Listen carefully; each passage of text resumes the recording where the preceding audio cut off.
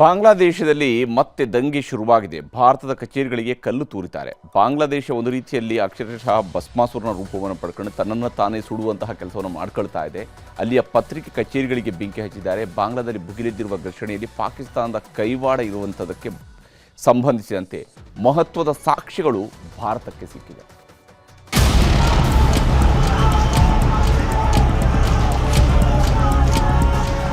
ಬಾಂಗ್ಲಾದೇಶದಲ್ಲಿ 5 ತಿಂಗಳ ಹಿಂದೆ ಅಂದ್ರೆ ಜುಲೈನಲ್ಲಿ ದೊಡ್ಡ ದಂಗೆಯೇ ನಡೆದು ಹೋಯಿತು.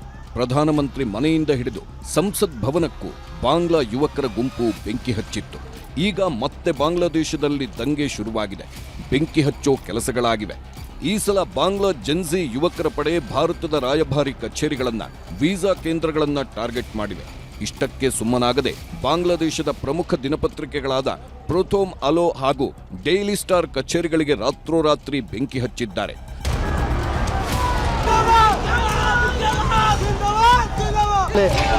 শিক্ষার্থীরা উৎসুক জনতা তারা কিন্তু ಜುಲೈ ದಂಗೆ ಬಳಿಕ ಜೀವ ಉಳಿಸಿಕೊಳ್ಳೋಕೆ ಬಾಂಗ್ಲಾದೇಶ ಮಾಜಿ ಪ್ರಧಾನಿ ಶೇಖ್ ಹಸೀನಾ ಭಾರತಕ್ಕೆ ಓಡಿ ಬಂದ್ರು. ಭಾರತ ಸರ್ಕಾರನೂ ಆಶ್ರಯ ಕೊಟ್ಟಿದೆ. ಆದರೆ ಶೇಖ್ ಹಸೀನಾರನ್ನ ಭಾರತ ಬಾಂಗ್ಲಾಕ್ಕೆ ಒಪ್ಪಿಸಬೇಕು ಅಂತ ಆಗ್ರಹಿಸಿ ಬಾಂಗ್ಲಾ ಇಸ್ಲಾಮಿಕ್ ಸಂಘಟನೆಗಳನ್ನ ಪಾಕಿಸ್ತಾನ ಛೂಬಿಟ್ಟಿದೆ. ಪಾಕಿಸ್ತಾನಕ್ಕೆ ಚೀನಾನೂ ಬೆಂಬಲ ಕೊಡುತ್ತಿದೆ. ಈ ಪ್ರತಿಭಟನೆಗಳ ಮಧ್ಯೆನೇ ನಿನ್ನೆ ಭಾರತದ ಕಡು ವಿರೋಧಿ ಗ್ರೇಟರ್ ಬಾಂಗ್ಲಾ ಹೋರಾಟಗಾರ, ಜುಲೈ ದಂಗೆಯ ರೂವಾರಿ ಶರೀಫ್ ಉಸ್ಮಾನ್ ಹಾದಿ ಸಾವಾಗಿದೆ. ಈತನ ಸಾವನ್ನ ಖಂಡಿಸಿ ಬಾಂಗ್ಲಾದಲ್ಲಿ ಮತ್ತೆ ದಂಗೆ ಶುರುವಾಗಿದೆ. ಅಷ್ಟಕ್ಕೂ ಯಾರು ಈ ಶರೀಫ್ ಉಸ್ಮಾನ್ ಅಂತ ನೋಡೋದಾದ್ರೆ,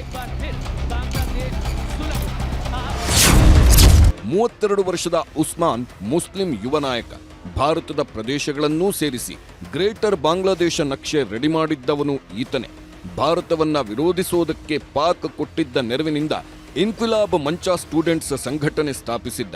ಶೇಖ್ ಹಸೀನಾ ಸರ್ಕಾರದ ವಿರುದ್ಧದ ದಂಗೆ ಎಬ್ಬಿಸಿದ ರೂವಾರಿ. 2026ರ ಫೆಬ್ರವರಿಯಲ್ಲಿ ಬಾಂಗ್ಲಾದಲ್ಲಿ ನಡೆಯಲಿರುವ ಚುನಾವಣೆಗೆ ಢಾಕಾ 8 ಕ್ಷೇತ್ರದಿಂದ ಸ್ವತಂತ್ರ ಅಭ್ಯರ್ಥಿಯಾಗಿ ಸ್ಪರ್ಧಿಸಿದ್ದ. ಆದರೆ 12 ಡಿಸೆಂಬರ್ 2025ರಂದು ಉಸ್ಮಾನ್ ತಲೆಗೆ ಗುಂಡು ಹಾರಿಸಿದ್ರು. ಚುನಾವಣಾ ಪ್ರಚಾರದಲ್ಲಿ ವಿರೋಧಿಗಳಿಂದ ಹತ್ಯೆಗೆ ಪ್ರಯತ್ನ ನಡೆದಿತ್ತು. ಗಂಭೀರ ಗಾಯಗೊಂಡಿದ್ದ ಉಸ್ಮಾನ್ ಸಿಂಗಾಪುರ ಆಸ್ಪತ್ರೆಯಲ್ಲಿ ಚಿಕಿತ್ಸೆ ಪಡೆಯುತ್ತಿದ್ದ. ನಿನ್ನೆ ಚಿಕಿತ್ಸೆ ಫಲಿಸದೆ ಉಸ್ಮಾನ್ ಸಾವನ್ನಪ್ಪಿದ್ದು, ಈತನ ಸಾವಿನ ಸುದ್ದಿ ಕೇಳಿ ಈಗ ಉಸ್ಮಾನ್ ಬೆಂಬಲಿಗರು ದಂಗೆ ಎಬ್ಬಿಸಿದ್ದಾರೆ. ಬಾಂಗ್ಲಾದೇಶದಲ್ಲಿ ನಡೆಯುತ್ತಿರುವ ಬೆಂಕಿ ಹಚ್ಚೋ ಪ್ರತಿಭಟನೆಗೆ ಪಾಕಿಸ್ತಾನದ ನೇರ ಬೆಂಬಲ ಇರುವುದಕ್ಕೂ ಸಾಕ್ಷಿಗಳು ಸಿಕ್ಕಿವೆ. ನಿನ್ನೆಯಷ್ಟೇ ಸಂಸದ ಶಶಿ ತರೂರ್ ನೇತೃತ್ವದ ಸಂಸದೀಯ ಸ್ಥಾಯಿ ಸಮಿತಿ ಮೋದಿ ಸರ್ಕಾರಕ್ಕೆ ವರದಿ ಕೊಟ್ಟಿತ್ತು. ಈಗ ಆ ವರದಿಯ ಅಂಶಗಳಲ್ಲಿರುವಂತೆ ಪಾಕಿಸ್ತಾನದ ಕೈವಾಡ ಇರೋದು ಸಾಬೀತಾಗಿದೆ. ಈಗ ಬಾಂಗ್ಲಾದೇಶದಲ್ಲಿ ಎದ್ದಿರುವ ದಂಗೆಗೂ ಪಾಕಿಸ್ತಾನ ಬೆಂಬಲ ನೀಡುತ್ತಿದೆ. ಭಾರತವನ್ನೇ ಟಾರ್ಗೆಟ್ ಮಾಡಿಕೊಂಡಿರೋ ಪಾಕಿಸ್ತಾನ ಮತ್ತು ಬಾಂಗ್ಲಾದೇಶವನ್ನ ಚೀನಾ ಕೂಡ ಎತ್ತಿಕಟ್ಟಿದೆ. ಒಟ್ನಲ್ಲಿ ಭಾರತದ ಅಭಿವೃದ್ಧಿಗೆ ಅಡ್ಡಗಾಲು ಹಾಕಬೇಕು ಅನ್ನೋದು ಈ 3 ದೇಶಗಳ ಪ್ಲಾನ್ ಅನ್ನೋದು ಈಗ ಮತ್ತೆ ಸಾಬೀತಾಗಿದೆ. Bureau report, news 18.